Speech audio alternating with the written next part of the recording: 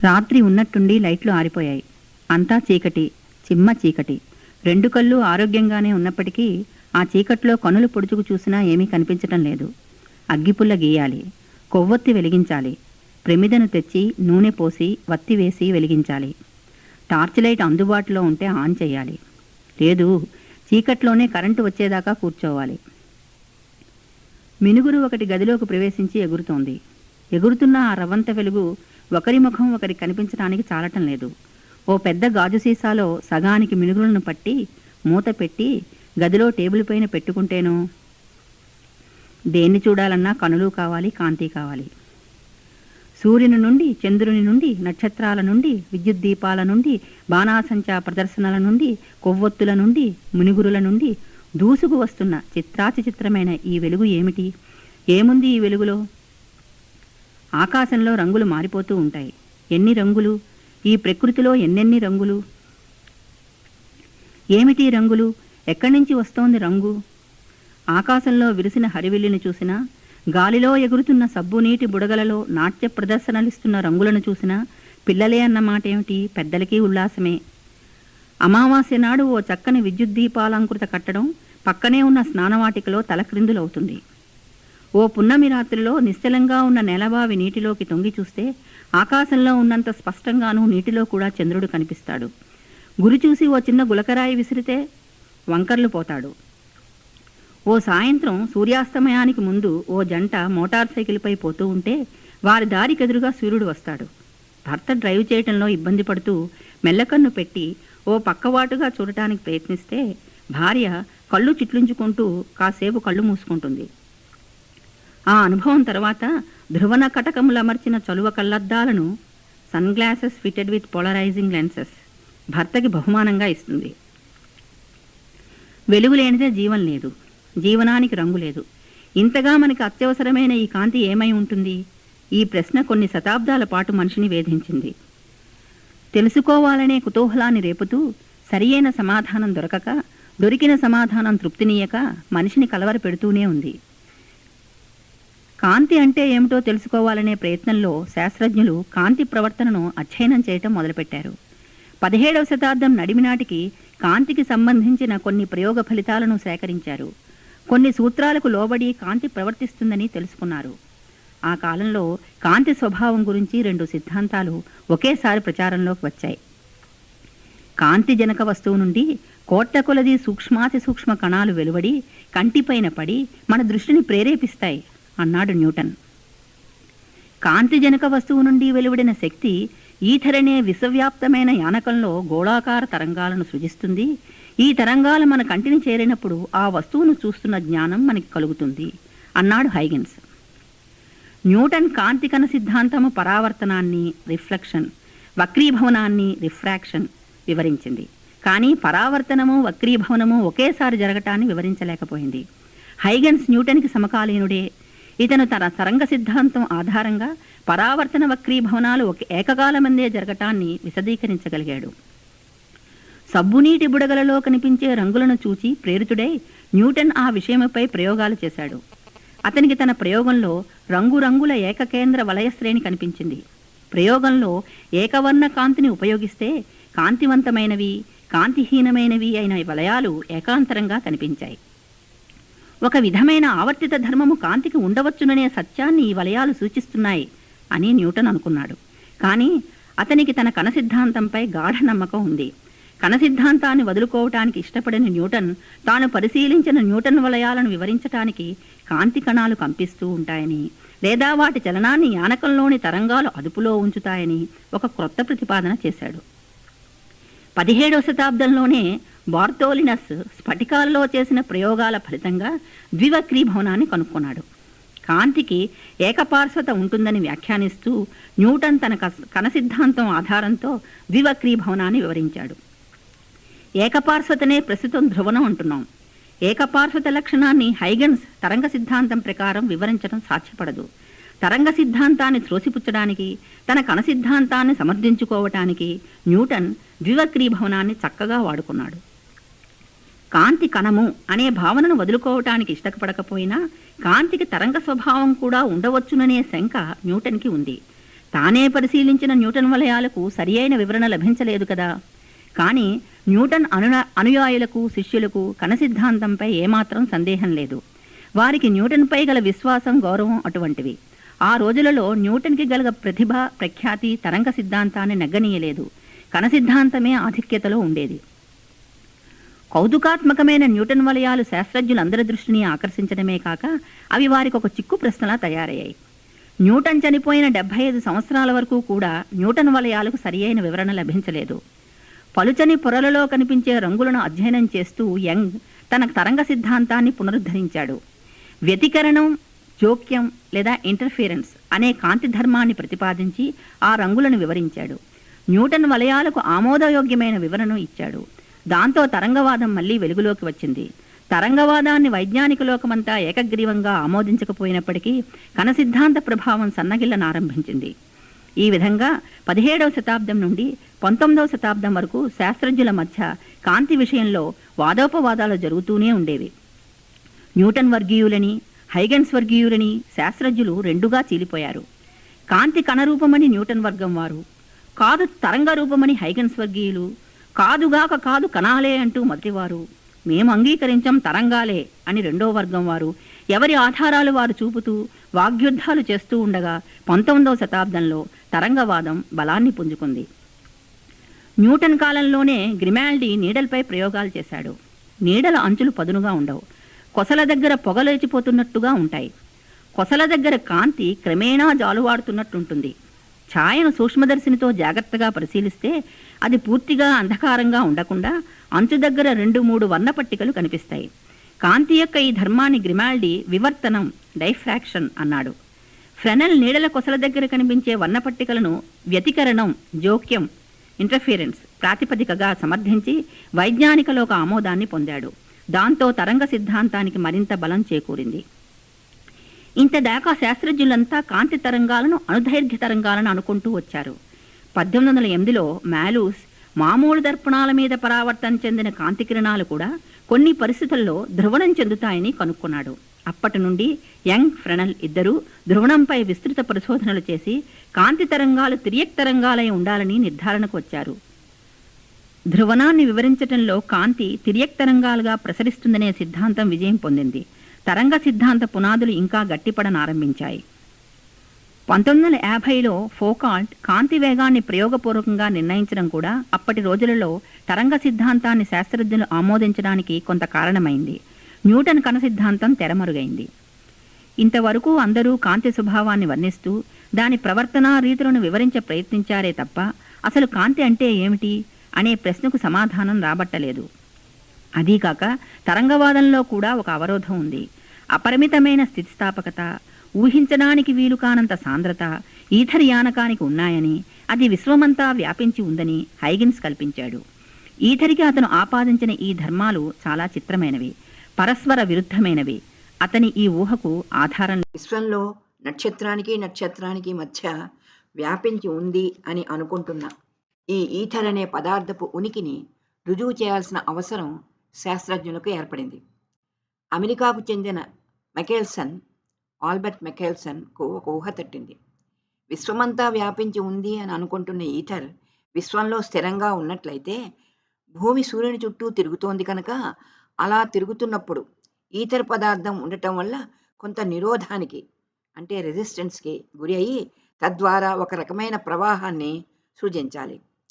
ఈ ప్రవాహంతో పాటు ప్రయాణించే కాంతి కిరణ వేగంతో పోల్చినప్పుడు ప్రవాహానికి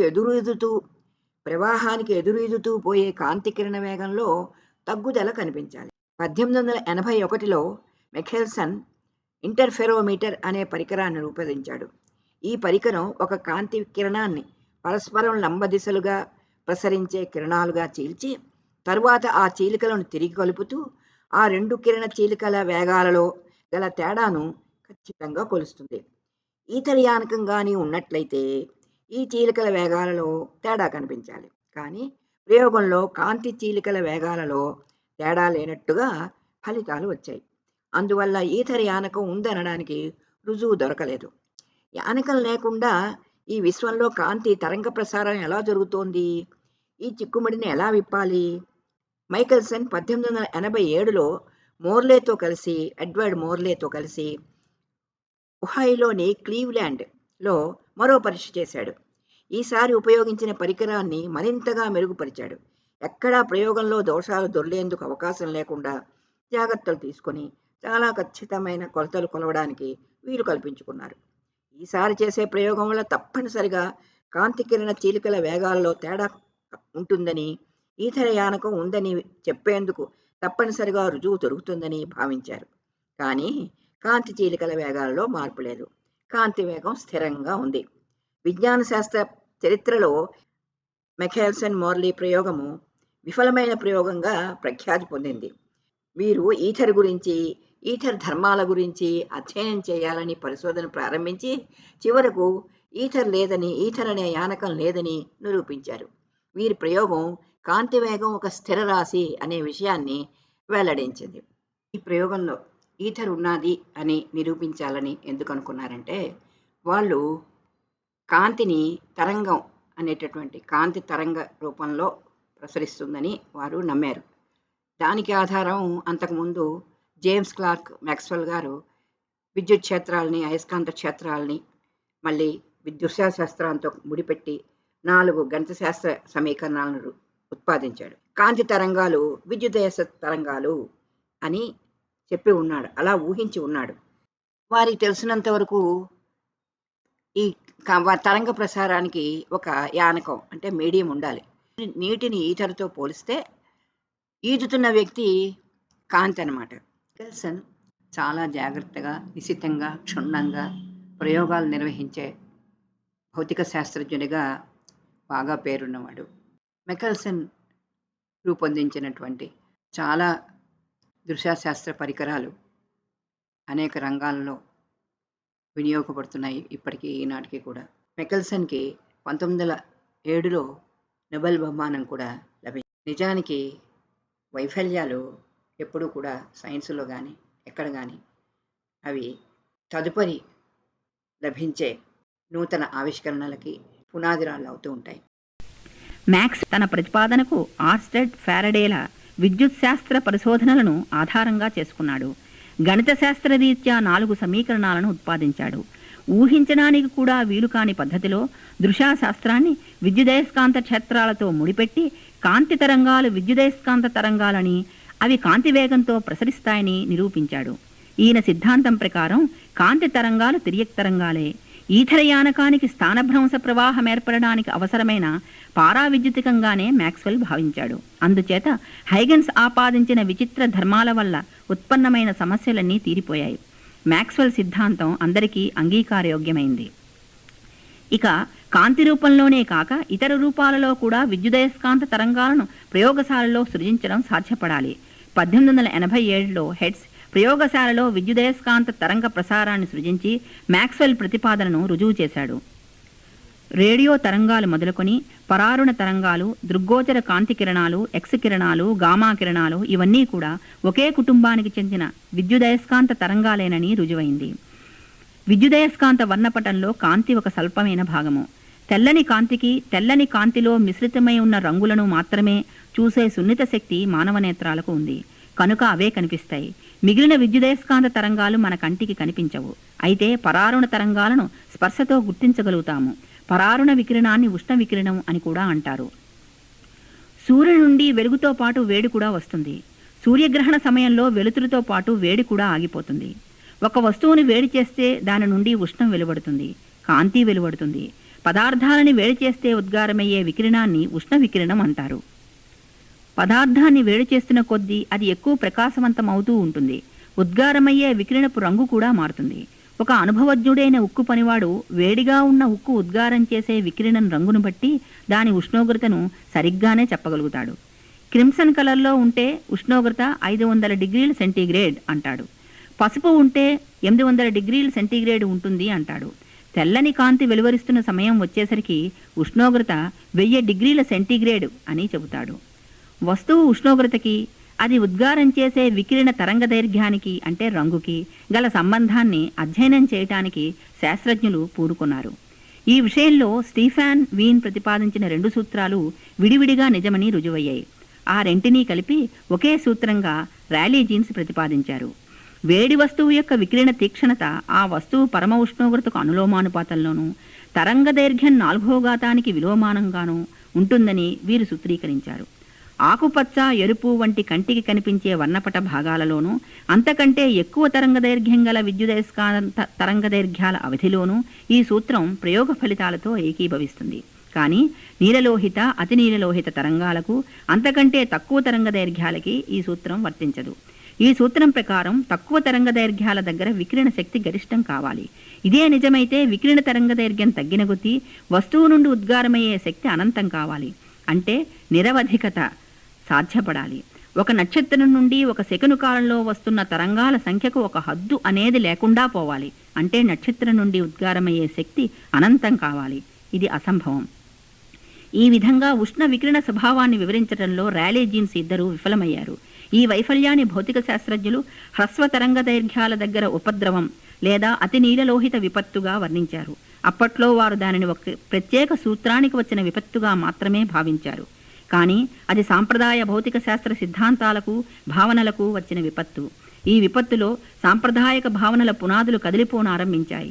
ఈ విపత్తే అపురూపమైన ఆధునిక భావనలకు, క్వాంటం భావనకు పునాది అయింది. హెడ్జ్ ప్రయోగశాలలో విద్యుదయస్కాంత తరంగ ప్రసారాలను సృజించి మ్యాక్స్వెల్ తరంగ సిద్ధాంత ప్రతిపాదనను 1887లో రుజువు చేశాడు. నిజానికి శాస్త్రజ్ఞులు చాలా సంవత్సరాల క్రితమే వాస్తవంగా వాటి ఉనికిని కనుగొన్నారు. ఇక్కడున్న పటంలో విద్యుదయస్కాంత వర్ణపటాన్ని చూడండి. మన కంటికి కనిపించే భాగము ఎంత సన్నగా ఉందో కదా. ఇది తెల్లని కాంతి భాగము. ఇందులోనే ఇంద్రధనుస్సు రంగులు మన కంటికి కనిపిస్తాయి. ఎరుపు రంగుకి ఆవల ఉన్న కాంతిని మన కనులు చూడలేవు. అలాగే ఊదా రంగుకి ఆవల ఉన్న కిరణాలను మన కనులు చూడలేవు. మనం చూడలేని ఈ నీలలోహిత కాంతిని కొన్ని జీవాలు చూడగలవు. ఇక్కడున్న పువ్వు కేంద్ర భాగంలోనున్న పుప్పొడి మనకి కనిపించదు. కానీ తేనెటీగలకు ఎలా కనిపిస్తుందో చూడండి ఈ పటంలో. అదేవిధంగా మనకి శునకానికి చెవులపిల్లి కనిపించడంలోని తేడాను గమనించవచ్చు. 1880లో విలియం హర్షెల్ ఒక పట్టకంతో సూర్యకాంతిని 7 రంగులుగా విభజించి ప్రతి రంగు దగ్గర థర్మామీటర్లను అమర్చాడు. ఊదా రంగు నుండి ఎరుపు రంగు వరకు ఉష్ణోగ్రత పెరుగుతూ ఉంది. ఈ పరిశీలనతో అతను ఎరుపు రంగుకి బయట తన కంటికి కనిపించని జాగాలో మరొక థర్మామీటర్ను పెట్టి చూశాడు. అక్కడ ఉష్ణోగ్రత మరింతగా పెరిగి ఉంది. మన కంటికి కనిపించని కాంతి కిరణాలు ఉన్నాయని చెబుతూ వాటికి కెలోరిఫిక్ కిరణాలు అని అతను పేరు పెట్టాడు. కెలోరీ అనే లాటిన్ పదానికి అర్థం ఉష్ణము, హీట్ అని. ఈ కిరణాలనే నేడు మనం పరారుణ వికిరణము, ఇన్ఫ్రారెడ్ రేడియేషన్ అంటున్నాం. ఈ ఆవిష్కరణతో స్ఫూర్తి పొందిన జోహన్ రిట్టర్ 1801లో ఫోటోగ్రాఫిక్ కాగితం ఎరుపు రంగు కాంతిలో కంటే ఊదా రంగు కాంతిలో వేగంగా నల్లబడుతుందని తెలుసుకొని ఆ కాగితాన్ని తన కంటికి కనిపించని ఊదా రంగుకి ఆవల వైపు, అంటే నీలలోహిత రంగుకి ఆవల వైపు భాగంలో కూడా పెట్టి చూశాడు. అక్కడది ఊదా రంగులో కంటే ఎక్కువ వేగంగా నల్లబడ్డాలి. ఈ పరిశీలనతో అతను ఊదా రంగుకి ఆవల కాంతి కిరణాలు ఉన్నాయని చెబుతూ వాటికి రసాయన కిరణాలు అని పేరు పెట్టాడు. మనం ఈనాడు ఈ విద్యుదయస్కాంత భాగపు వికిరణాన్ని అతి నీలలోహిత వికిరణము, అల్ట్రావైలెట్ రేడియేషన్ అని చెప్పుకుంటున్నాం. అల్ట్రా అనగా ఆవల అని అర్థం. కృష్ణ వస్తు వికిరణాన్ని అధ్యయనం చేస్తున్నప్పుడు తలెత్తిన కొన్ని సమస్యలకు, ప్రశ్నలకు సమాధానం పొందడానికి చేసే ప్రయత్నంలో శాస్త్రజ్ఞులకు అతి నీలలోహిత విపత్తు వచ్చింది. దీనినే ఇంగ్లీష్లో అల్ట్రావైలెట్ కెటాస్ట్రఫీ లేదా ర్యాలీ జీన్స్ కెటాస్ట్రఫీ అని కూడా అంటున్నారు. కృష్ణ వస్తువుని ఇంగ్లీష్లో బ్లాక్ బాడీ అంటారు. ఒక బొగ్గు ముక్క ఇంచుమించుగా ఇటువంటి వస్తువుకి ఉదాహరణగా సరిపోతుంది. కృష్ణ వస్తువు తనపై పడిన కాంతినంతటినీ, అనగా అన్ని తరంగ దైర్ఘ్యాల కాంతిని శోషించుకుంటుంది. తన గుండా ప్రసారం కానీయదు, పరావర్తనము చెందనీయదు. అందుకే అది నల్లగా ఉంటుంది. నల్లని వస్తువులు ఎండలో ఎక్కువగా వేడెక్కడం అనేది మన అనుభవంలో ఉన్నదే. కృష్ణ వస్తువు తన ఉష్ణోగ్రత పరిసరాల ఉష్ణోగ్రతకు సమానమయ్యేదాకా వేడెక్కుతూ ఉంటుంది. వీటి రెండు ఉష్ణోగ్రతలు సమానమైనప్పుడు ఆ కృష్ణ వస్తువు ఉష్ణ సమతా స్థితిని చేరుకుంది అని చెబుతాం. ఈ స్థితిలో ఉన్నప్పుడు ఆ నల్లని వస్తువుని ఇంకనూ వేడి చేస్తూ పోతే అది అన్ని తరంగ దైర్ఘ్యాల కాంతిని ఉద్గారం చేయాలి. కానీ వచ్చిన చిక్కల్లా ఈ విషయం దగ్గరే వచ్చింది. కృష్ణ వస్తువుని వేడి చేసినప్పుడు అది అన్ని వికిరణ పౌనఃపున్యాలను అంటే తరంగదైర్ఘ్యాల కాంతిని సమానంగా ఉద్గారం చేసి ఉన్నట్లయితే అధిక పౌనఃపున్యాల కిరణాలు స్వల్ప పౌనఃపున్యాల కిరణాల కంటే చాలా ఎక్కువ సంఖ్యలో ఉండాలి. నిజానికి ఉద్గారం చెందిన వికిరణం అంతా అధిక పౌనఃపున్యాలదే, అంటే తక్కువ తరంగ దైర్ఘ్యాల కలదే అవ్వాలి. అనగా అతి నీలలోహిత ప్రాంతానికి చెందినదే అవ్వాలి. కానీ ప్రయోగంలో అలా జరగదు. 1890 నుండి భౌతిక శాస్త్ర సిద్ధాంతాలు ఏవీ కూడా ఇందుకు గల కారణాలను వివరించలేకపోయాయి.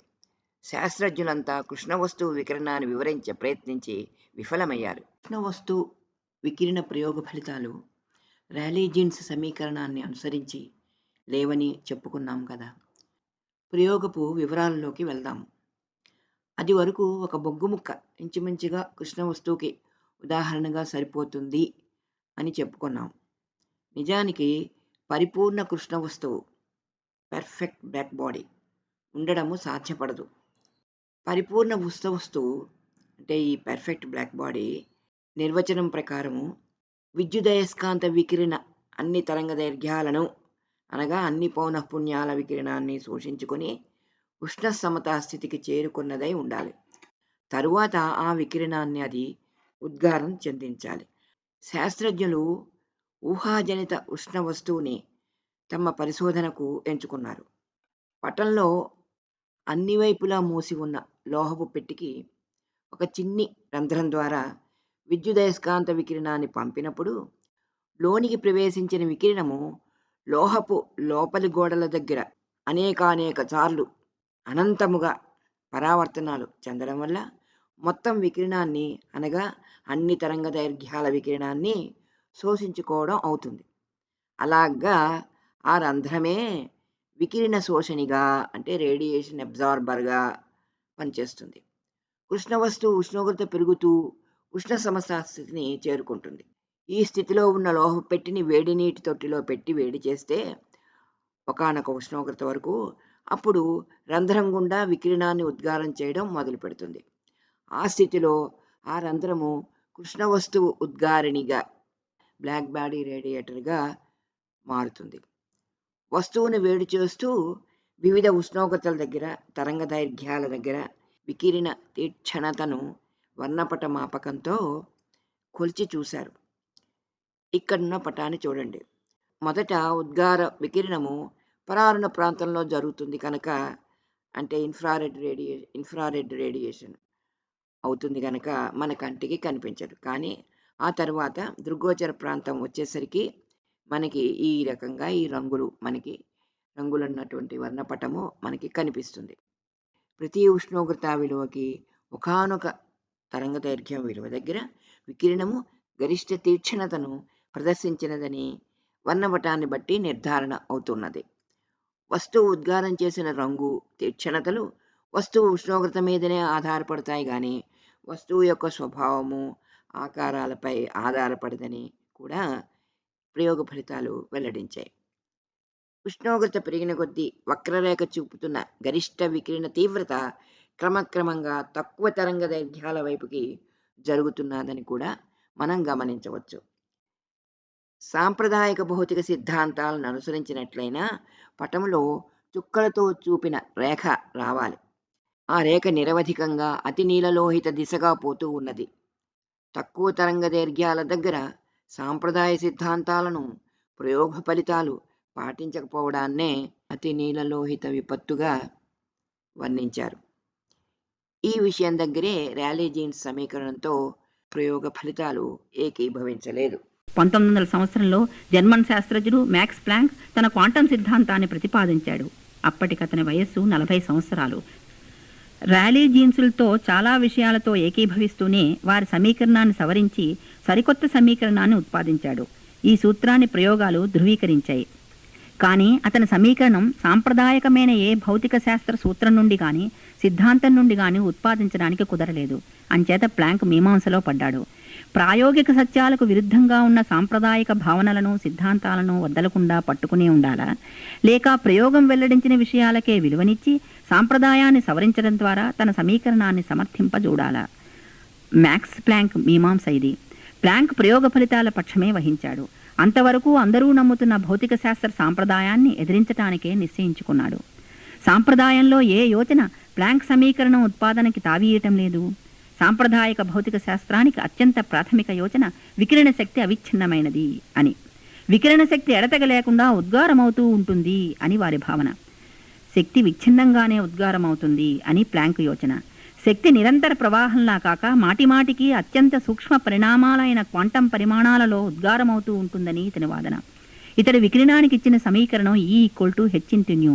హెచ్చు అనుపాత స్థిరాంకము, ఈ వికిరణ శక్తి, న్యూ వికిరణ పౌనఃపుణ్యం. శక్తి కణానికి ద్రవ్యానికి సంబంధించిన రాశి, పౌనఃపుణ్యం తరంగాలకు సంబంధించిన రాశి. ఈ విధంగా ప్లాంక్ సమీకరణం వికిరణానికి కణతరంగ స్వభావాలు రెండూ ఉన్నాయని చెప్పక చెబుతోంది. 200 సంవత్సరాల విజ్ఞాన శాస్త్ర అభివృద్ధిలో తేలిన విషయం ఏమిటంటే ఆనాడు న్యూటన్ చెప్పినది రైటే, హైగెన్స్ చెప్పినది రైటేనని. శక్తి ఎప్పుడూ హెచ్న్యూ పూర్ణాంకంగా మాత్రమే ఉద్గారం అవుతుంది. అంటే హెచ్న్యూ, 2hν, 3hν ఇలాగా. 1 క్వాంటము, 2 క్వాంటములు, 3 క్వాంటములు ఈ విధంగా. మినుగురు ఒకసారి మినుకుమంటే వచ్చే కాంతిలో కొన్ని వేల మిలియన్ల క్వాంటములు ఉంటాయి. 25 వాట్ విద్యుత్ బల్బు నుండి 1 సెకండ్ కాలంలో 60 మిలియన్ల క్వాంటం శక్తి ప్యాకెట్లుగా వెలువడుతూ ఉంటుంది. ఇది బల్బు నుండి వస్తున్న కాంతి పసుపు కాంతిగా భావించి లెక్క కట్టితే వచ్చిన విలువ.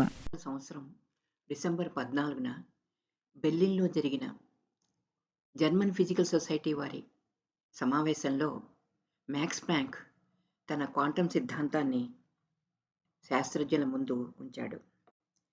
తన సిద్ధాంతంలో వేడిగానున్న వస్తువు నుండి ప్రసారమయ్యే వికిరణ శక్తి వివిధ తరంగ దైర్ఘ్యాలలో వితరణమైన అంటే డిస్ట్రిబ్యూట్ అయినటువంటి పద్ధతిని వివరించాడు. నియమితమైన వివిక్త మొత్తాలలో అంటే డిస్క్రిట్ అమౌంట్స్ శక్తి ఉద్గారం అవటం కానీ అంటే ఎమిట్ అవడం కానీ, శోషణం అవటం కానీ అంటే అబ్సార్ప్షన్ అవటం కానీ అవుతుందని ప్రతిపాదించాడు. ఎంత అనే పదానికి లాటిన్ మాట క్వాంటం కనుక విడివిడి మొత్తాలలో శక్తి క్వాంటం అనగా శక్తి గుళిక లేదా క్వాంటం గుళిక అని ప్లాంక్ అన్నాడు. చర్య క్వాంటం అనగా క్వాంటం యాక్షన్, శక్తి క్వాంటీకరణం అంటే క్వాంటైజేషన్ ఆఫ్ ఎనర్జీ అనే పదాలను వాడుతూ ఉష్ణ వికిరణ స్వభావాన్ని వివరించాడు. క్వాంటీకరణం అనే పదాన్ని మేడమెట్టు ఉదాహరణగా తీసుకొని చెప్పవచ్చు. ఒక మెట్టు మీద నుంచి మరో మెట్టు మీదకి అడుగు వేసి ఎక్కడం కానీ దిగడం కానీ చేయగలం. బాలులకు యువకులకు శక్తి ఎక్కువగా ఉంటుంది కనుక వారు మధ్యలో 1-2 మెట్లను వదిలేసి 3వ మెట్టు మీదకి అడుగు వేయగలరు. అలాగే కిందకి దుమకగలరు కూడా. అంతేగాని మెట్టుకి ఉన్న మధ్య జాగాలో గాలిలో అడుగు వేయలేరు కదా. మేడమెట్లు క్వాంటీకరణం చెందాయి అని చెప్పవచ్చు. అలాగే వాద్య పరికరాలు, హార్మోనీల వంటి వాటిలో మెట్లు క్వాంటీకరణాన్ని వివరించడానికి కూడా ఉదాహరణగా చెప్పవచ్చు. ప్లాంక్ ప్రతిపాదన ప్రకారము శక్తి క్వాంటం పూర్ణాంక గుణిజాలుగానే అంటే హోల్ నెంబర్స్ గానే ఉద్గారం చెందుతుంది గనక ఒక వస్తువుకి తక్కువ పౌనఃపున్యం గల కిరణాన్ని ఉద్గారం చేయడానికి కావలసిన క్వాంటం శక్తి విలువ తక్కువగానే ఉంటుంది. కాబట్టి తక్కువ పౌనఃపున్యాల వికిరణాన్ని సులువుగా ఉద్గారం చేయగలుగుతుంది. ఎక్కువ పౌనఃపున్యాల కిరణ ఉద్గారానికి ఎక్కువ క్వాంటం శక్తి విలువ అవసరం అవుతుంది. అధిక పౌనఃపున్యాల దగ్గర ఒక క్వాంటంకి కావాల్సిన శక్తిని సమకూర్చుకోగలగడం అంత సులభం కాదు. అధిక పౌనఃపున్యాల వికిరణ ఉద్గారం కష్టమవటం వల్ల అది అరుదుగా జరుగుతుంది. అందువల్లే కృష్ణ వస్తువులు అన్ని పౌనఃపున్యాలను సమానంగా ఉద్గారం చెందించలేవు. తక్కువ ఉష్ణోగ్రత దాకా వేడి చేసిన వస్తువు తక్కువ పౌనఃపున్యాల వికిరణాన్నే అంటే పరారుణ వికిరణాన్నే, ఇన్ఫ్రారెడ్ రేడియేషన్నే ఉద్గారం చెందిస్తుంది. మానవ దేహం ఉష్ణోగ్రత స్వల్పంగా ఉంటుంది కనుక అది ఉద్గారం చేసే వికిరణం కూడా రారుణ వికిరణమే. ఈ కారణం వల్ల ఒక ఇనుప కడ్డీని వేడి చేస్తూ పోతే అది తక్కువ ఉష్ణోగ్రతల దగ్గర ఎర్రగాను, ఉష్ణోగ్రతను పెంచుతూ పోతే అది మొదట ఆరెంజ్ రంగుని, తరువాత పసుపుని, ఆ తరువాత ఇంకా ఉష్ణోగ్రతను పెంచినప్పుడు నీలంగాను కాంతిని ఉద్గారిస్తూ ఉష్ణోగ్రత అత్యధికమయ్యేసరికి తెల్లని కాంతిని వెలువరిస్తుంది. అంటే ఈసరికి అది అన్ని పౌనఃపున్యాల వికిరణాన్ని ఉద్గారం చేస్తోందన్నమాట. ఈ ప్రతిపాదనలు సాంప్రదాయాన్ని ఎదురుస్తున్నవే అయినప్పటికీ వాటిని త్రోసిపారేయడానికి కూడా ఆనాటి శాస్త్రజ్ఞులకు వీలు లేకుండా పోయింది.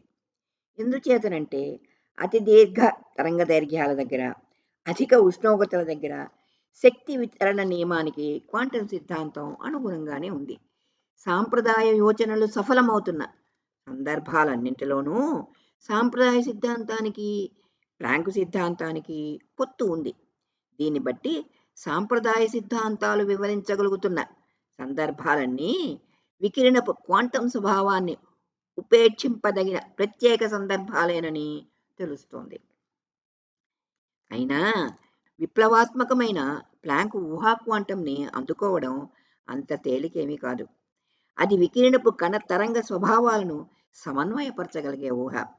వికిరణాన్ని అంతరాళంలో వ్యాపించే తరంగంగాను, అంతరాళంలో బిందుస్థానంలో ఉండే కణంగాను కూడా భావించడం ఆనాటి శాస్త్రజ్ఞులకు కష్టసాధ్యమే అయింది. అటువంటి ఆ ఊహను అందుకోవడం ఐన్స్టీన్కి సాధ్యమైంది. క్వాంటం సిద్ధాంతాన్ని అన్వయిస్తూ కాంతి విద్యుత్ ప్రభావాన్ని అంటే ఫోటో ఎలక్ట్రిక్ ఎఫెక్ట్ ని వివరించే ఐన్స్టీన్ వ్యాసాన్ని 1905లో ఒక జర్మన్ పత్రిక ప్రచురించింది.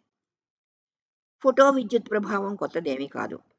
ప్రయోగశాలలో విద్యుదయస్కాంత తరంగాలను సృజించి 1887లో కాంతి తరంగ సిద్ధాంతానికి విజయాన్ని చేకూర్చి న్యూటన్ కణ సిద్ధాంతాన్ని పూర్తిగా మరుగుపరచగలిగిన ఆ ప్రయోగంలోనే సునిశిత పరిశోధకుడైన హెడ్జీ తన మరో పరిశీలనను కూడా నమోదు చేసి ఉంచాడు. విస్ఫులింగము అంటే స్పార్క్ ఏర్పడే ప్రదేశంలో అతి నీలలోహిత కాంతి పతనమైనప్పుడు అంటే పడినప్పుడు విస్ఫులింగము అత్యంత సులభంగా ఏర్పడుతుంది అని హెడ్జీ పరిశీలన. కాంతి విద్యుత్ ప్రభావం గురించి మొట్టమొదట నమోదైన పరిశీలన ఇదే. ఆధునికంగా ఈ రోజున టీవీ కెమెరా నుండి నారింజ పళ్లను వర్గీకరించడం వరకు, దొంగలను పట్టే అలారంల నుండి తలుపులను తెరిచే స్వయంచాలక సాధనాల వరకు నిత్య జీవితంలో ఈ ప్రభావానికి ఉపయోగాలు ఉన్నాయి. కాంతి తీవ్రత ఎంత ఉందో తెలుసుకునేందుకు ఫోటోగ్రాఫర్ ఉపయోగించే కాంతి మీటరు ఈ ప్రభావం మీదే ఆధారపడి పనిచేస్తుంది. కాంతిని తరంగాలుగా మాత్రమే భావిస్తే ఈ ప్రభావానికి వివరణ దొరకదు. కాంతి కణము అని కూడా భావించగలిగిన నాడే దీనికి సరి అయిన వివరణ దొరుకుతుంది. 1887లో హెడ్జీ పరిశీలించిన నాటి నుండి 1905లో ఐన్స్టీన్ వివరణ ఇచ్చేదాకా ఎవరూ ఈ చిక్కుముడిని విప్ప సాహసించలేదు. కాంతి కిరణాలు సోడియం, పొటాషియం, జింక్ వంటి లోహాలపై పడినప్పుడు రుణావేశిత కణాలు వెలువడతాయి. ఈ కణాలు ఎలక్ట్రానులే. ఇలా వెలువడుతున్న ఎలక్ట్రాన్ల గతిజ శక్తి అంటే కైనెటిక్ ఎనర్జీ పతనమైన కాంతి తరంగ దైర్ఘ్యంపై ఆధారపడుతున్నట్టుగా ప్రయోగ ఫలితాలు చెప్పాయి. కానీ విద్యుదయస్కాంత సిద్ధాంతం ప్రకారము ఇలా వెలువడుతున్న ఎలక్ట్రాన్ గతిజ శక్తి కాంతి తీవ్రతపై అంటే లైట్ ఇంటెన్సిటీ మీద ఆధారపడాలి. వెలువడుతున్న ఎలక్ట్రాన్ల సంఖ్య కాంతి తీవ్రతపై ఆధారపడి ఉందని ప్రయోగాల ఫలితం చెబుతున్నాయి. ఈ విధంగా మరోసారి సాంప్రదాయక సిద్ధాంతం కాంతి ప్రవర్తనను వివరించడంలో ఓడిపోయింది. ప్రకృతి ఆ నియమాలను పాటించడం లేదు. కాంతి పుంజంలోని శక్తి అంతటా వ్యాపించి ఉండగా అందులోని ఒక బిందువు దగ్గర మాత్రమే కేంద్రీకృతమై ఉందని ఐన్స్టీన్ భావించాడు. కేంద్రీకృతమైన కాంతి శక్తిని ఫోటాన్ అన్నాడు. ప్లాంక్ ఊహించిన శక్తి క్వాంటము, ఐన్స్టీన్ ప్రతిపాదించిన ఫోటాను రెండు ఒకటే. కాంతి శక్తి విషయంలో క్వాంటంనే ఫోటాన్ అని ఐన్స్టీన్ అన్నాడు. కాంతి విద్యుత్ ప్రభావం వల్ల వెలువడుతున్న ఎలక్ట్రాన్లను ఫోటో ఎలక్ట్రాన్లు అన్నాడు. కాంతిపుంజం లోహంపై పతనమైనప్పుడు కాంతిపుంజంలోని ఫోటాను లోహంతో బంధితమై ఉన్న ఎలక్ట్రాన్ని ఢీకొనడంలో ఎలక్ట్రాన్ లోహం నుండి విడివడి వెలువడుతోంది. ఫోటాన్ శక్తి విలువ hν సమానమని ఐన్స్టీన్ ప్రతిపాదించాడు. ఇక్కడ న్యూ పతన కాంతి కిరణ పౌనఃపున్యం. హెచ్ మరేదో కాదు, ప్లాంక్ స్థిరాంకమే. ఐన్స్టీన్ చెప్పిన ఈ కాంతి కణాలు న్యూటన్ సిద్ధాంతంలోని కణాలంత అస్పష్టంగా లేవు. ఫోటాన్ భావనలో కణభావం తరంగ భావనతో వేరు చేయడానికి వీలు లేకుండా పెనవేసుకొని ఉంది. మిల్లికన్ కాంతి విద్యుత్ ప్రభావంపై ప్రాయోగిక అధ్యయనాలు చేసి హెచ్ విలువను లెక్కకట్టి కాంతికి గల ఫోటాన్ లక్షణాన్ని ధృవపరిచాడు. ఐన్స్టీన్ ప్రతిపాదించిన కాంతి విద్యుత్ ప్రభావ వివరణాత్మక సమీకరణం ప్లాంక్ క్వాంటం సిద్ధాంతాన్ని గట్టిగా బలపరిచింది. దాని అభివృద్ధికి తోడ్పడింది. ప్లాంకును సంతోషపరిచింది. ప్లాంక్ సిద్ధాంతానికి మరింతగా బలాన్ని చేకూర్చిన ప్రభావాన్ని కాంప్టన్ 1923లో కనుగొన్నాడు. పరమాణువులచే పరిక్షేపణం చెందబడుతున్న అనగా స్కాటర్ చేయబడుతున్న ఎక్స్ కిరణాలను ఫోటాన్ల పరంపరగా భావిస్తూ పరిక్షిప్త ఎక్స్ కిరణాల తరంగదైర్ఘ్యంలో వచ్చిన మార్పును లెక్కకట్టాడు. అతని ప్రయోగంలో ఎక్స్ లేదా గామా కిరణాల అధిక శక్తి గల ఫోటాన్ గ్రాఫైట్ వంటి పదార్థ పరమాణువులో వదులుగా బంధితమై ఉన్న ఎలక్ట్రాన్తో ఢీకొన్నప్పుడు అది తన శక్తిలోని కొంత భాగాన్ని, ద్రవ్యవేగాన్ని ఎలక్ట్రాన్కు బదిలీ చేస్తుంది. ఫలితంగా ఫోటాన్ యొక్క శక్తి పౌనఃపున్యం తగ్గగా దాని తరంగదైర్ఘ్యం పెరుగుతుంది. ఎలక్ట్రాన్ గ్రాఫైట్ పరమాణువు నుండి విడిపోయి ఫోటాన్ నుండి పొందిన శక్తి ద్రవ్యవేగాలతో పరుగు పెడుతుంది. పతనమైన ఎక్స్ కిరణ ఫోటాన్ తరంగదైర్ఘ్యానికి, పరిక్షిప్తమైన ఫోటాన్ తరంగదైర్ఘ్యానికి గల తేడాను లెక్కకట్టాడు. అతని లెక్క ప్రయోగ విలువలకు ప్లాంక్ సిద్ధాంతానికి అనుగుణంగా ఉంది. ఈ ఫలితము ప్లాంక్ సిద్ధాంతానికి తిరుగులేని రుజువైంది. కాంప్టన్ ప్రయోగపూర్వకంగా కనుగొన్న ఈ ఫలితము క్వాంటం భౌతిక శాస్త్ర పరిశీలనలలో మూలభూతమైన ఘటన. పదార్థము వికిరణము ఎలా పరస్పర చర్య జరుపుకుంటాయో, అంటే సంకర్షణకు లోనవుతాయో అర్థం చేసుకోవడంలో కాంప్టన్ ప్రభావం క్వాంటం యాంత్రిక శాస్త్రంలో అత్యంత కీలకమైనది. ఈ విధంగా ఫోటాన్ అనే భావన ఉష్ణ వికిరణంపై నిర్వహించిన ప్రయోగాల నుంచి వెలుగులోకి రాగా ఫోటో ఎలక్ట్రిక్ ప్రభావము, కాంప్టన్ ప్రభావము ఫోటాన్ యొక్క ఉనికిని, విద్యుదయస్కాంత వికిరణపు కణ స్వభావానికి తిరుగులేని రుజువులయ్యాయి. తాము నిర్వహించి పరిశీలించిన ప్రయోగాలలో ప్లాంక్, ఐన్స్టీను, కాంప్టన్లు విద్యుదయస్కాంత వికిరణపు ద్వంద్వ స్వభావము అనగా కణ తరంగ స్వభావముల రెంటిని కలిగి ఉండడాన్ని నిర్ద్వందంగా తమ వివరణలతో నిరూపించారు. కాంతి అంటే ఏమిటి అనే ప్రశ్నకు నియమిత శక్తి గల ఫోటాన్ల పరంపర అని సమాధానాన్ని చెప్పుకోవాలి. ఫోటాన్ లేదా క్వాంటం అంటే ఏమిటి అనే ప్రశ్నకు సమాధానం ఎవరికి వారు ఊహించి తెలుసుకోవాల్సిందే. అది సూక్ష్మ జగత్తుకు సంబంధించిన విషయము.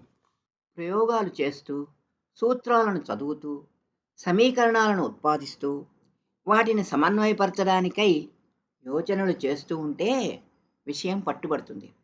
అటువంటి యోచనలు కొత్త విషయాల ఆవిష్కరణకు దారితీస్తాయి, విజ్ఞాన శాస్త్రాలని ముందుకు నడిపిస్తాయి, సమాజానికి ప్రయోజనాలను చేకూరుస్తాయి. ఫోటాన్ లేదా క్వాంటం అంటే ఏమిటి అనే ప్రశ్నకు సమాధానం ఎవరికి వారు ఊహించి తెలుసుకోవాల్సిందే. అది సూక్ష్మ జగత్తుకు సంబంధించిన విషయము. 1917లో ఐన్స్టీన్ ఇక నా మిగిలిన జీవిత కాలాన్నంతటినీ కాంతి అంటే ఏమిటి అనే ప్రశ్నకు సమాధానం పొందటానికై వెచ్చిస్తాను అన్నాడు. అదే ఐన్స్టీన్ 1951లో క్వాంటం సిద్ధాంతాన్ని గురించి మాట్లాడుతూ, విషయాన్ని ఎరిగి ఉన్న నేను 50 సంవత్సరాల నుండి క్వాంటములు అంటే ఏమిటి అని తలపోస్తూనే ఉన్నా సరి అయిన సమాధానానికి ఏమాత్రం చేరువ కాలేకపోయాను. ఈనాటి ప్రతి వ్యక్తి తనకు క్వాంటం అంటే ఏమిటో తెలుసును అని అనుకుంటూ ఉంటాడు. కానీ అతను తనని తాను మభ్యపెట్టుకుంటున్నాడు. తెలుసును అనే భ్రమలోనే ఉన్నాడు అని అన్నాడు. వస్తు సముదాయం సూక్ష్మ కణాలతో నిర్మించబడి ఉంది అనే ఊహను కొంతవరకు సులభంగానే పట్టుకోవచ్చు. అటువంటి ఊహకి కొంత ఆధారం కంటికి కనిపిస్తుంది. కొండలు, కొండల నుండి బండరాళ్ళు, బండరాల నుండి గులకరాళ్ళు, ఆ పైన గులకరాళ్ళు ఇసుకగా, ధూళిగా, కాలక్రమేణా ఒండ్రుమట్టిగా మారుతూ ఉండడాన్ని ప్రకృతిలో సహజంగానే గుర్తించవచ్చు. అందుచేత పదార్థాల అంతఃనిర్మాణంలో ఒక సూక్ష్మ జగత్తు ఉందని తేలికగానే పూర్వీకులు భావించారు. పదార్థాన్ని విభజిస్తూ పోతే ఆ విభజన ఎక్కడ ఆగిపోతుంది? పరమాణువు దగ్గర ఆగిపోతుంది. ఇహ ఆపై పరమాణువు విభజించటం మరి వల్ల కాదు అని అనుకున్నారు. ఆటమ్ అనే గ్రీకు మాటకు అర్థము అవిభాజ్యమైనది, ఇండివిజబుల్ అని. అంచేత అవిభాజ్యమైన పరమాణువుని ఆటమ్ అన్నారు. కానీ 1897లో జేజే థామ్సన్ ఎలక్ట్రాన్ కణాన్ని కనుగొన్నాడు. 1917లో రూదర్ఫోర్డ్ ధనావేశ కణమైన ప్రోటాన్ను కనుగొన్నాడు. ఆ తరువాత 1932లో చాడ్విక్ తటస్థ కణమైన న్యూట్రాన్ను కనుగొన్నాడు. పరమాణువులు ఈ ప్రాథమిక కణాలతో అంటే ఎలక్ట్రాన్లు, ప్రోటాన్లు, న్యూట్రాన్లతో నిర్మించబడి ఉండాలి అన్నది రుజువైంది. దాంతో ఆటం పదం అర్థాన్ని కోల్పోయింది. దాని స్థానే మరో కొత్త పదాన్ని వాడుకోవాల్సి వచ్చింది. అర్థవంతమైన కొత్త పదాలను ఎంపిక చేయడం కూడా కష్టమైన పనే. పాత పదాన్నే కొత్త అర్థంతో వాడుకోవడం విజ్ఞాన శాస్త్రాలకు తప్పనిసరి. 1910లో రూథర్ఫోర్డ్ గ్రహమండల నమూనాను పరమాణు నిర్మాణానికి ప్రతిపాదించాడు. భూమి చుట్టూ తిరిగే చంద్రునిలా లేదా సూర్యుడి చుట్టూ తిరిగే భూమిలా పరమాణువులో ధనావేశ కేంద్రకం చుట్టూ అంటే పాజిటివ్లీ చార్జ్డ్ న్యూక్లియస్ దాని చుట్టూ రుణావేశిత ఎలక్ట్రానులు నెగటివ్లీ చార్జ్డ్ ఎలక్ట్రాన్స్ కక్షలలో తిరుగుతూ ఉంటాయన్నాడు. అంటే ఈ కక్షల్ని ఆర్బిట్స్ అంటారు ఇంగ్లీష్లో. మ్యాక్స్వెల్ సిద్ధాంతం ప్రకారం కేంద్రకం చుట్టూ తిరిగే ఎలక్ట్రాన్ అంటే ఈ ఆవేశం కలిగి ఉన్నటువంటి కణం అయినటువంటి ఈ ఎలక్ట్రాను క్రమేణా శక్తిని కోల్పోతూ ఉండాలి. అందువల్ల ఎలక్ట్రాన్ కక్ష తగ్గుతూ చివరకు కేంద్రకంలో కూలిపోవాలి. అయితే పరమాణువులు స్థిరంగా ఉంటున్నాయి. అందువల్ల ఈ నమూనా రుదర్ ప్రతిపాదించిన ఈ నమూనా పరమాణువుల స్థిరత్వాన్ని వివరించలేకపోయింది. అంతేగాక రూదర్ఫోర్డ్ నమూనా ప్రకారం ఎలక్ట్రాన్లు నిరంతరం శక్తిని కోల్పోవాలి కాబట్టి పరమాణువులు అవిచ్ఛిన్నమైన వర్ణపటాలను ఏర్పరచాలి. వాస్తవంలో హైడ్రోజన్ వంటి మూలకాలు వివిక్త రేఖా వర్ణపటాలను డిస్క్రిట్ లైన్ స్పెక్ట్రాలను ఏర్పరచడాన్ని రూదర్ఫోర్డ్ నమూనా వివరించలేకపోయింది. ఎలక్ట్రాన్లు కేంద్రకం చుట్టూ నిర్దిష్ట కక్షలలో తిరుగుతున్నాయని చెప్పడం జరిగింది కానీ ఎలక్ట్రాన్లు ఎక్కడ ఉండగలవు, వాటి శక్తి స్థాయిలు ఎలా ఉంటున్నాయన్నది చెప్పలేకపోయాడు రూదర్ఫోర్డ్. అందువల్ల రూదర్ఫోర్డ్ నమూనా సంతృప్తికరమైన నమూనా కాదు. పరమాణువులకి స్థిరత్వం ఎలా వచ్చింది? అసలు పరమాణువులు వర్ణపటాలను ఎందుకు ఇయ్యాలి? పదార్థాన్ని వేడి చేస్తే అది కాంతిని ఎందుకు వెలువరిస్తోంది? ఎలా వెలువరిస్తోంది? ఘన పదార్థాలను బాగా ఎక్కువ ఉష్ణోగ్రతకు వేడి చేస్తే అవి తెల్లని కాంతిని వెలువరిస్తాయి. ఈ కాంతిని పట్టకం గుండా పంపితే బయటకు వచ్చే కిరణాలు 7 రంగులలో ఉంటాయి. ఈ కిరణాలను తెరపై పడేటట్లు చేస్తే వర్ణపటం వస్తుంది. ఈ రంగులు అవిచ్ఛిన్నంగా హరివిల్లులోని 7 రంగులులాగానే కలిసిమెలిసి ఉంటాయి. కానీ బాష్పాలు, వాయువులు హెచ్చు ఉష్ణోగ్రతల దగ్గర ఇచ్చే కాంతిని వర్ణ విశ్లేషణ చేస్తే లభించే వర్ణపటాలు విచ్ఛిన్నంగానే ఉంటాయి. వీటిలో విడివిడిగా రేఖలు, పట్టీలు కనిపిస్తాయి. ఎందువల్ల? విచ్ఛిన్నంగా ఉన్న ఈ వర్ణపటాలకి పరమాణు నిర్మాణానికి తప్పనిసరిగా సంబంధం ఉండి తీరాలన్న ఊహ 1913లో నీల్స్ బోర్కి తట్టింది. బోర్ తన పరమాణు నిర్మాణ ప్రతిపాదనలో సమీకరణ ఉత్పాదనలో ప్లాంక్ క్వాంటం సిద్ధాంతాన్ని వాడుకున్నాడు. రూదర్ఫోర్డ్ చెప్పినట్టుగానే పరమాణువులోని ఎలక్ట్రాన్లు కేంద్రకం చుట్టూ వృత్తాకార కక్ష్యలలోనే తిరుగుతున్నాయి అని బోర్ కూడా భావించాడు. అయితే కక్ష్యలలో తిరుగుతున్నంతసేపు ఎలక్ట్రాన్ శక్తి స్థిరంగా ఉంటుంది అన్నాడు. ఎలక్ట్రాన్ వికిరణ రూపంలో శక్తిని కోల్పోకుండా పరిభ్రమిస్తున్న కక్ష్యలను స్థావర కక్ష్యలు, స్టేషనరీ ఆర్బిట్స్ అన్నాడు. ఈ విధంగా పరమాణువులో ఎలక్ట్రాన్లకు వివిక్త శక్తి స్థాయిలో ఉంటాయని భావించాడు. వివిధ ఉత్తేజిత పద్ధతుల్లో, అంటే ఈ పద్ధతులు విద్యుత్ ఉత్సర్గం అంటే ఎలక్ట్రిక్ డిశ్చార్జ్ కావచ్చు, ఉష్ణశక్తి శోషణం కావచ్చు అంటే అబ్సార్ప్షన్ ఆఫ్ హీట్ కావచ్చు, కాంతి పతనం కావచ్చు అంటే ఇన్సిడెంట్స్ ఆఫ్ లైట్ కావచ్చు. అలాంటి పద్ధతులలో క్రింది క్వాంటం శక్తి స్థాయిలోని లేదా భూస్థాయిలోని ఎలక్ట్రాన్ అదనంగా శక్తిని గ్రహించడం వల్ల అది ఉత్తేజితమై పై క్వాంటం శక్తి స్థాయికి గెంతుతుంది. ఈ క్వాంటం చర్యలో ఈ రెండు క్వాంటం శక్తి స్థాయిల శక్తి విలువల తేడాకు సమానమైన శక్తి గల ఫోటాన్ను ఎలక్ట్రాన్ శోషించుకుంటుంది. ఉత్తేజిత శక్తి స్థాయి నుండి అంటే పై క్వాంటం శక్తి స్థాయి నుండి కింది శక్తి స్థాయికి ఎలక్ట్రాన్ భూ శక్తి స్థాయికి లేదా ఎలక్ట్రాన్ దుమికినప్పుడు అది ఆ రెండు శక్తి స్థాయిల శక్తి విలువల తేడాకు సమానమైన శక్తి గల ఫోటాన్ను ఉద్గారం చేస్తుంది. ఈ విధంగా ఎలక్ట్రాన్ శక్తిలోని మార్పు వికిరణ రూపంలో బయలుపడుతుంది. ఈ వికిరణం ఎక్స్ కిరణం కావచ్చు, దృగ్గోచర కాంతి కిరణం కావచ్చు, పరారుణ కిరణం అయినా కావచ్చు. బోర్ హైడ్రోజన్ పరమాణు వర్ణపటంలోని రేఖల పౌనఃపున్యాల విలువలను తాను ప్రతిపాదించిన సమీకరణాన్ని ఉపయోగించి గణితాత్మకంగా లెక్కకట్టి చెప్పాడు. ఇలా గణించిన వర్ణపట రేఖల పౌనఃపున్యం విలువలు ప్రయోగంలో వర్ణపటాల నుండి పొందిన విలువలకు సరిపోయాయి. ఎలక్ట్రాన్లు సూక్ష్మకణాలు అని అనుకునేందుకు, అవి ఉన్నాయని ఒప్పుకునేందుకు ఎవరు సందేహించరు.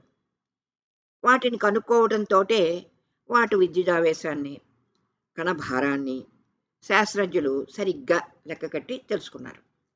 ఎలక్ట్రాన్లను కనుక్కున్నప్పుడు వాటిని క్యాథోడ్ కిరణాలు అన్నారు. అత్యధిక వోల్టేజ్ దగ్గర ఒక లోహ క్యాథోడ్ నుండి కొన్ని మిలియన్ల ఎలక్ట్రాన్లు ప్రవాహంలా వెలువడతాయి. ఈ ఎలక్ట్రాన్ ప్రవాహాన్నే క్యాథోడ్ కిరణాలు అన్నారు. ఎలక్ట్రాన్ ప్రవాహాన్ని ఎలక్ట్రాన్ పుంజం అని కూడా అంటారు. రేడియోధార్మిక పదార్థాలు ఉద్గారం చేసే బీటా కిరణాలు కూడా ఎలక్ట్రాన్ల ప్రవాహమే. వీటిని బీటా కణాలు అన్నారు. అయితే ఎలక్ట్రాన్ కణానికి తరంగ లక్షణం ఉందనటం విశేషం. చలనంలో ఉన్న ఎలక్ట్రాను తరంగ లక్షణంతోనే చలిస్తుందని ప్రయోగంలో రుజువు కావడం మరింత విశేషం, విచిత్రం. 1924వ సంవత్సరం వరకు పదార్థం సూక్ష్మకణ సముదాయం అన్న భావన తప్ప వేరే భావం శాస్త్రజ్ఞులకు లేదు. 1924లో డి బ్రోయ్ ద్రవ్య తరంగాలు ఉన్నాయనే ప్రతిపాదనను ప్రధాన విషయంగా పేర్కొంటూ తాను రాసిన ఒక సిద్ధాంత వ్యాసాన్ని ఫిలసాఫికల్ మ్యాగజైన్లో ప్రచురించాడు. ద్రవ్య తరంగాల అవెలా ఉంటాయి? ధ్వని తరంగాలు, కాంతి తరంగాలు ఉన్నాయన్న సంగతికి అందరూ అలవాటు పడిపోయారు. అది మామూలు సంగతే అయిపోయింది. కానీ ద్రవ్య చలనాన్ని అంటే పదార్థపు చలనాన్ని తరంగ చలనంగా యోచించటం విప్లవాత్మకమైన భావనా తరంగమే. డి బ్రోయి చేసిన ఈ ప్రతిపాదనకు అతని దగ్గర ప్రాయోగిక సాక్ష్యం లేదు. ప్రకృతి సౌష్ఠవ ప్రియ అనే విషయంపై అతనికి గల సంపూర్ణ విశ్వాసం అతని చేత ఇటువంటి ప్రతిపాదనను చేయించింది. ప్రకృతి పదార్థము, వికిరణము అనే రెండు రూపాలలో మనకి కనిపిస్తుంది.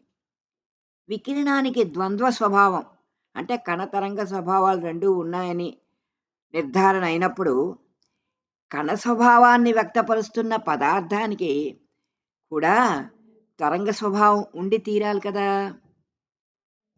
ఇదే అతని ప్రతిపాదనలోని తర్కం. 1927లో డేవిసన్ గెర్మర్ శాస్త్రవేత్తలిద్దరూ నికెల్చే పరిక్షేపణం చెందిన ఎలక్ట్రాన్ల వివర్తనాన్ని గుర్తించారు. వివర్తనం తరంగం యొక్క అభిలాక్షణిక ధర్మం. డేవిసన్ గెర్మర్ ప్రయోగము డి బ్రోయి ద్రవ్య తరంగాలను బలపరిచింది.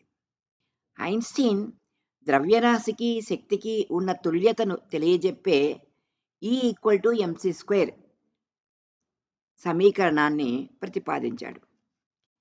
ఇక్కడ E equal to Shakti energy, m equal to ద్రవ్యరాశి మాస్, c ఈక్వల్ టు కాంతి వేగం వెలాసిటీ ఆఫ్ లైట్. రేడియోధార్మిక విఘటన చర్యల అంటే రేడియో యాక్టివ్ డిసింటిగ్రేషన్ రియాక్షన్స్ లో వాటి యొక్క ప్రాయోగిక అధ్యయనాలలో ఈ సమీకరణానికి రుజువు దొరికింది. రేడియో యాక్టివిటీ అనే పదాన్ని, రేడియోధార్మికత అనే పదాన్ని ప్రవేశపెట్టినది మేడం క్యూరీ అని అందరికీ తెలుసును. ఈ రేడియో యాక్టివ్ డిసింటిగ్రేషన్ రియాక్షన్స్లో, ఈ చర్యలలో ద్రవ్యరాశి శక్తిగా పై సమీకరణం ప్రకారం మారుతుందని ధృవపరిచారు. గామా కిరణాల వల్ల ఎలక్ట్రాన్ పాజిట్రాన్ జంటలు ఏర్పడటంలో శక్తి ద్రవ్యరాశిగా మారుతుందని కూడా రుజువైంది. ఇక్కడ ఈ బొమ్మలను మీరు చూడండి. ఫోటాన్ల ఉనికిని తెలియజెప్పే ప్రయోగాలన్నింటిలోనూ ముఖ్యంగా ఫోటో విద్యుత్ ఫలితం అంటే ఫోటో ఎలక్ట్రిక్ ఎఫెక్ట్, వాటి శక్తి అంటే ఫోటాన్ల శక్తి కేవలము పౌనఃపున్యం మీదనే ఆధారపడి ఉంటుందని వెల్లడించాయి. పౌనఃపున్యాన్ని కొలవటానికి వ్యతికరణాన్ని అధ్యయనం చేయాలి. తరంగ ధర్మాలైన వ్యతికరణము, వివర్తనాలను అధ్యయనం చేసే ప్రయోగాలన్నింటిలోనూ ప్లాంక్ సమీకరణాన్ని రుజువు చేయగలిగారు. ఏమిటి ఆ ప్లాంక్ సమీకరణం? E=hν లేదా E=h/c/λ. ఇక్కడ h ప్లాంక్ స్థిరాంకము అని అందరికీ తెలుసు. c కాంతి వేగము, λ ఫోటాన్ యొక్క తరంగ దైర్ఘ్యము అంటే కాంతి తరంగ దైర్ఘ్యము. డి బ్రోయి ఈ రెండు సమీకరణాలను అంటే ఐన్స్టీన్ యొక్క సమీకరణం E=mc² అనే సమీకరణాన్ని, అలాగే E=h/c/λ అనే సమీకరణాన్ని సమన్వయపరిచి కదులుతున్న పదార్థ కణాల తరంగ దైర్ఘ్యానికి సమీకరణాన్ని ప్రతిపాదించాడు. అదేమిటంటే λ=h/mc. ఇక్కడ ఈ సమీకరణంలో h ఏమో ప్లాంక్ స్థిరాంకము 6.625 × 10⁻⁻34 జౌల్ సెకన్లు అని మనం గుర్తు తెచ్చుకుంటే, కణద్రవ్యరాశి అంటే స్మాల్ m విలువ ఎంత తక్కువగా ఉంటే, అంత తక్కువగా ఉన్నప్పుడే అంటే సూక్ష్మ కణాలకే తరంగ దైర్ఘ్యం కనుక్కోదగిన ప్రమాణాలలో ఉంటుందని తెలుస్తుంది.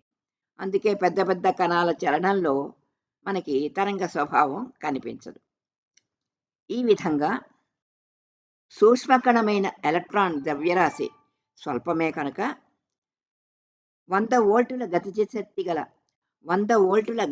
శక్తి కల ఎలక్ట్రాన్ తరంగ దైర్ఘ్యం లెక్క కడితే ఈ సమీకరణం ప్రకారం 1.2 × 10⁻⁻10 మీటర్ లేదా 1.2 ఆంస్ట్రాంగ్స్ యూనిట్లు వస్తుంది.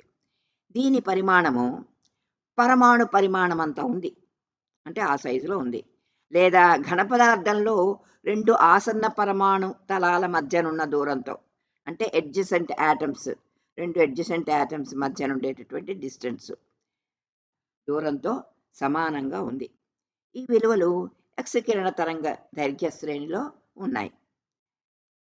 1928లో పలుచటి లోహపు పొరలచే వివర్తనం చెందిన ఎలక్ట్రాన్ తరంగాల తరంగ దైర్ఘ్యం డి బ్రోయి గణితాత్మకంగా లెక్క కట్టిన తరంగ దైర్ఘ్యాలకు సమానంగా ఉండటాన్ని జేపీ థామ్సన్ ప్రయోగపూర్వకంగా రుజువు చేశాడు. ఆ తర్వాత హైడ్రోజన్, హీలియం వంటి పరమాణువుల వల్ల కూడా వివర్తన బొమ్మలను పొందగలిగారు.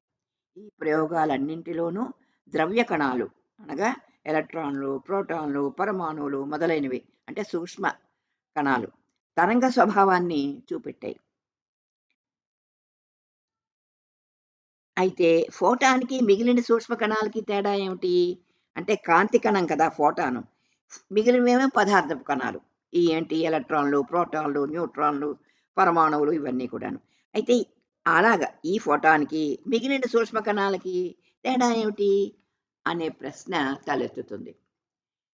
పదార్థ కణాలకు ఏ వేగమైనా ఉండవచ్చు.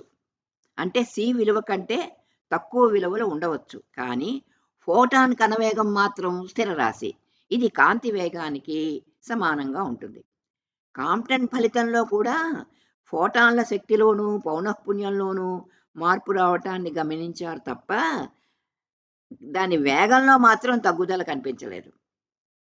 ఒక యానకం గుండా కాంతి ప్రసరిస్తున్నప్పుడు దాని వేగం శూన్యంలో దాని వేగం కంటే తక్కువ ఉన్నప్పటికీ, అది తరంగ సమూహాల వేగంలో పరిక్షిప్త తరంగాల వ్యతికరణం వల్ల వచ్చే తగ్గుదల మాత్రమే, కానీ స్వతంత్ర ఫోటాన్ వేగంలో మాత్రం కాదు.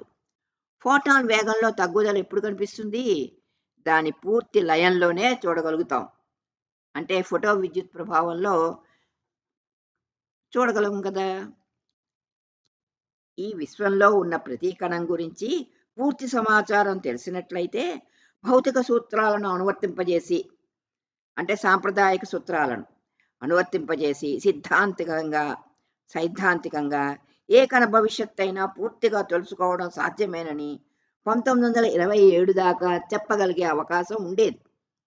ప్రతి కణం గురించి చెప్పగలం కాబట్టి ఈ విశ్వం అంతటి భవిష్యత్తు చెప్పవచ్చు. కానీ ఈ నిర్ధార్యతత్వాన్ని, అంటే నిశ్చయతత్వాన్ని, హైసెన్బర్గ్ అనిశ్చితత్వ నియమం పటాపంచలు చేసింది. సరళంగా చెప్పాలంటే, మన దగ్గర ఎంత అధిక ఆవర్ధన సామర్థ్యం, అంటే మ్యాగ్నిఫైయింగ్ పవర్ అన్నమాట.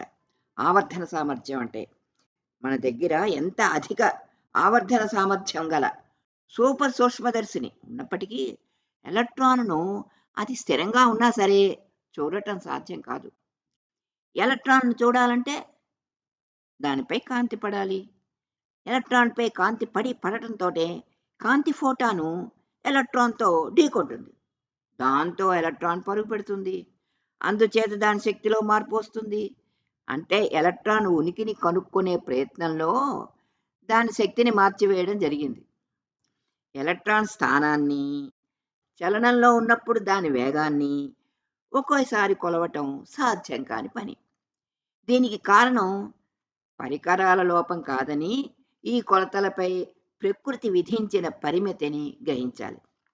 ఒక సూక్ష్మకణం స్థానాన్ని సూచించే విలువలోని అనిశ్చితత్వం, ఆ కణ ద్రవ్యవేగాన్ని సూచించే విలువలోని అనిశ్చితత్వం, ఈ రెండింటి లబ్ధం ప్లాంక్ స్థిరాంకానికి సమానమని హైసెన్బర్గ్ నిరూపించాడు.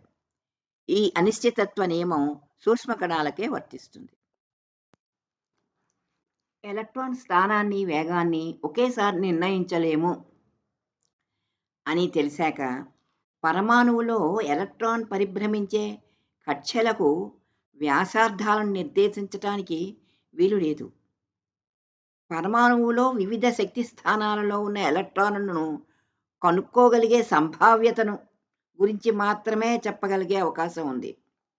అదీకాక విడిగా ఎలక్ట్రాన్ పుంజం తరంగ స్వభావాన్ని ప్రదర్శించిందని రుజువయ్యాక, పరమాణువులో కేంద్రకం చుట్టూ తిరుగుతున్న ఎలక్ట్రాన్ చలనం కూడా తరంగ చలనమే కావాలి కదా.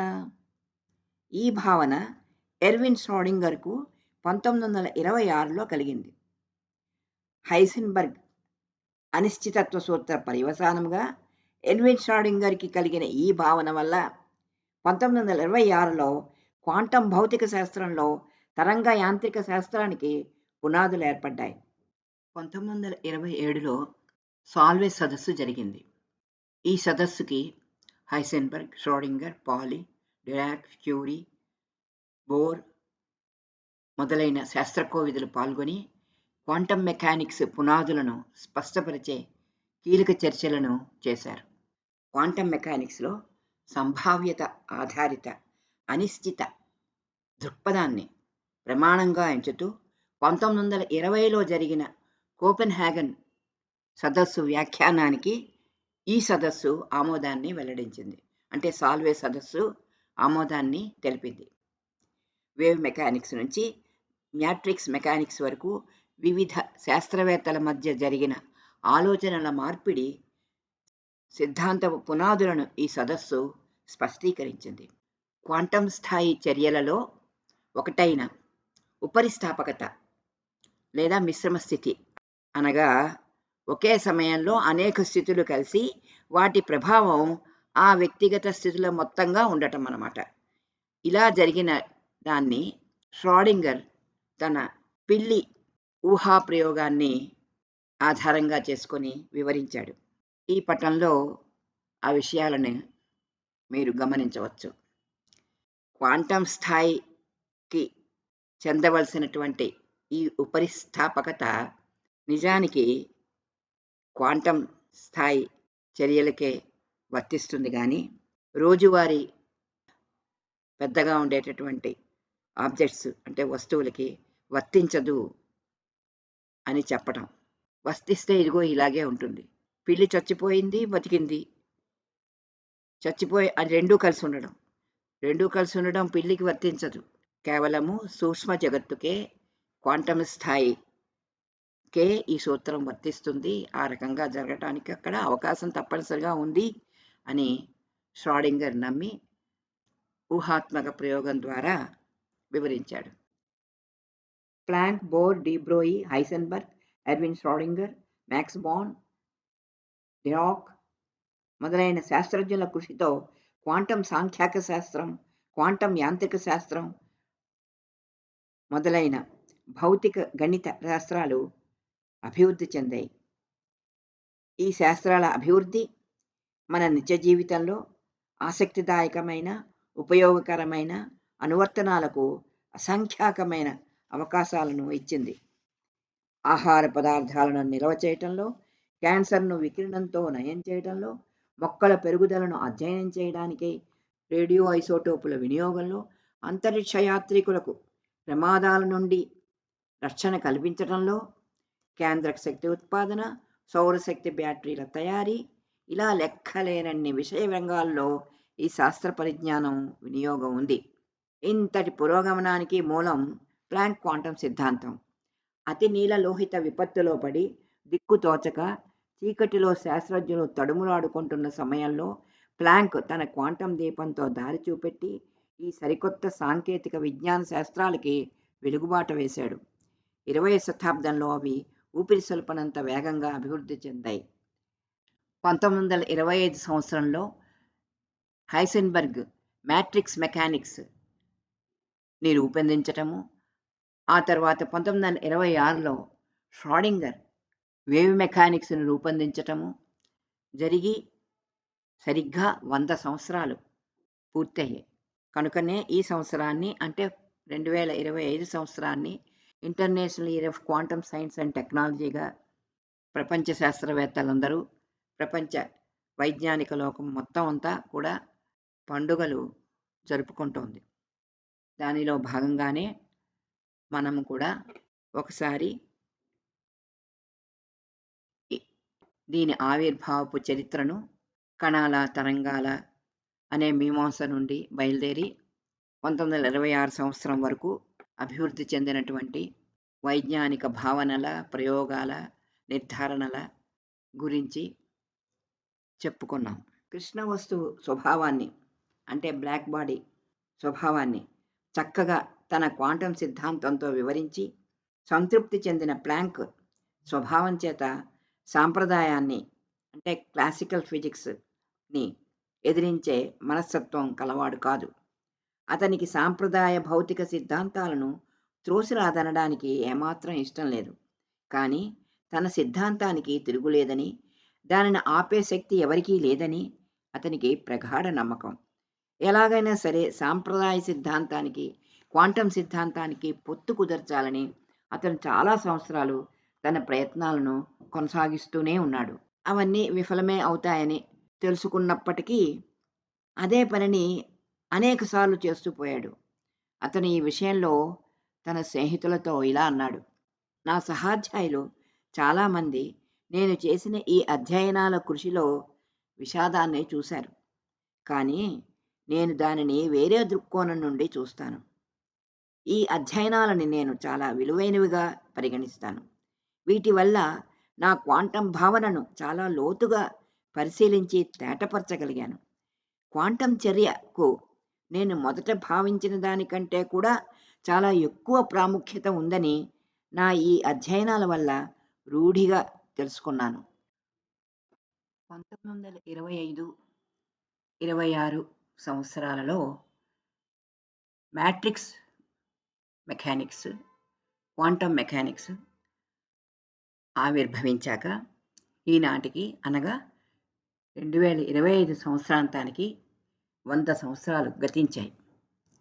ఈ శత సంవత్సరాల కాలంలో క్వాంటం పరికల్పన ప్రాతిపదికగా రూపొందిన నూతన శాస్త్ర సాంకేతిక శాఖలు అనూహ్యమైన ఫలాలను మనకు అందించాయి. వాటిలో quantum computing, quantum communication, quantum sensing ప్రధానమైనవి. క్వాంటం కంప్యూటర్లు చాలా రంగాలలో పనితనాన్ని విపరీతంగా మెరుగుపరిచాయి.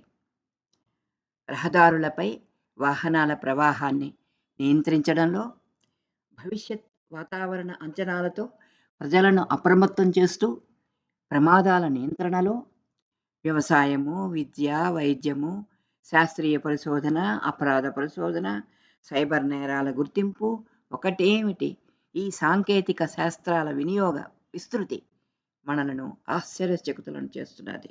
దీనిని బట్టి ఇతర శాస్త్రాల అభివృద్ధికి వీటన్నిటికీ కూడా ప్లాంక్ సూటిగా కారకుడు కాకపోయినా అతని క్వాంటం సిద్ధాంతం అనూహ్యమైన నూతన పరిణామాలకి దారితీస్తుందని, గణిత, భౌతిక, రసాయనిక, ఖగోళ శాస్త్రాలు శాఖోపశాఖలుగా విస్తరించగలవని, తన సిద్ధాంతానికి ఇంతటి విస్తృత పరిధి ఉందని ప్లాంక్కు ఆనాడే తెలుసునన్నమాట. ధన్యవాదాలు.